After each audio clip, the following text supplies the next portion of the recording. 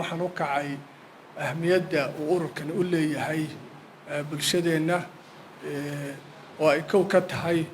isu keenidda bangiyada dalka ka shaqeeya oo ay saldhig u tahay in mustaqbalka la sameeyo clearance house indoos gareeya jeegaga ay bangiyadu mujtamaca ay u kala gudbinayaan la isweydaarsado maaragtay credit bureauska dadka macmiilka ah la ilaaliyo hantidii laga amaahday bangiyada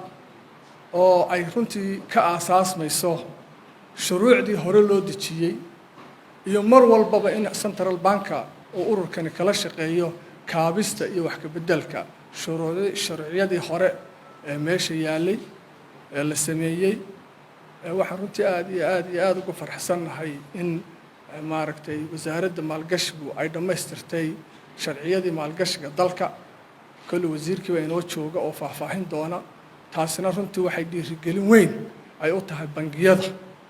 maaragtay in dadkii ganacsiga kala gedisnaa doonaya inay bilaabaan maadaama shuruucda ay taallo in maaragtay loo fududeeyo deyntii iyo kaabistii dhaqaale ay u baahnaayeen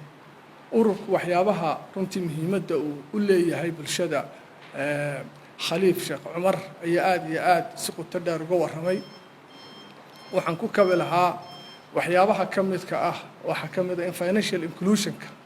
waxa la yidhaahdo bulshada waxyaabaha lagu cabiro horumarkeeda ay ka mid tahay in mar walba daraasad joogtaa lagu sameeyo lana dhiirigeliyo bangiyadu siday ugu fududayn lahaayeen in dadka accountska leh ay sare aad u kobcaan oo u qaadmaan waxa qayb iyaduna ka ah kobcinta aqoonta shaqaalaha loo baahan yahay kaas oo institutionska kala gedisan hadday noqoto jaamacadaha hadday noqoto instituteska bankiga u gaarka ah inay kala shaqayn doonaan oo knowledge gap haddii uu jiro halkaa baritaar ay runtii ka keeni doonaan waxaa ka mid ah waxyaabaha investment portfolioda hadda la sameeyo ee bangiyada ay sameeyaan in runtii dib u eegis iyo ballaadhin lagu sameeyo oo investment portfolioda kala gedisan ee hadda diyaarka ah waxaad moodaa runtii inay ku soo urureen muraabaxo markaa portfoliyooyinka kale ee kala gedisan inaynu samayno waxaan aad runtii ugu farxsanahay guddoomiyihii rugta ganacsigu inuu maanta inala joogo oo maadaama oo dal landlocked aynu jaar nahay trade financingka waxa la yidhaahdo oo ganacsatadeenna u noqon kara yacnihii saldhig weyn oo maaliyadeed oo ay haystaan bangiyadiina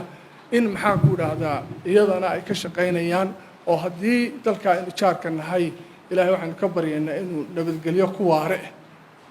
maaragtay deganaansho iyo xasiloonida ay u sii korodho in iyadana trade financingka runtii si maaragtay mugle oo miisaan leh ay bangiyadu uga qayb qaadan doonaan waxaan jecelahay inaanan ka qaadanin walaalahayga kale kumaan soo talagelin maanta inaan runtii halkan ka khudbadeeyo aad baan maaragtay idinka mahad celinayaa waxaan tahniyadeynayaa ururka maaragtay khaliif iyo tiimkiisa allah idin garab galaan leeyahay wixii maaragtay aan nooga baahataanna mar hore iyo mar dambaba diyaar ayaanu u nahay waxaan runtii halkan uga mahad celinayaa xukuumadda somalilan oo dowladdii horena ay ku dhiiratay inay furto bangiyada gaarka loo leeyahay dowladda maanta uu garwadeenka mudane muuse biix cabdi uu u yahay madaxweynaheena qarankuna uu runtii sii dhiirigeliyey in isbeddel iyo kobcin fara badan lagu sii sameeyo aad waxaan u soo dhaweynaynaa guddoomiyaha bankiga somalilan mudan cali oonu leenahay bahda ku soo dhawo awalba maanaan kala fogeyna xagga isgaarsiintaan iska soo geli jiray aad baan idinka mahad celinayaa assalaamu calaykum waraxmat ullahi wabarakatu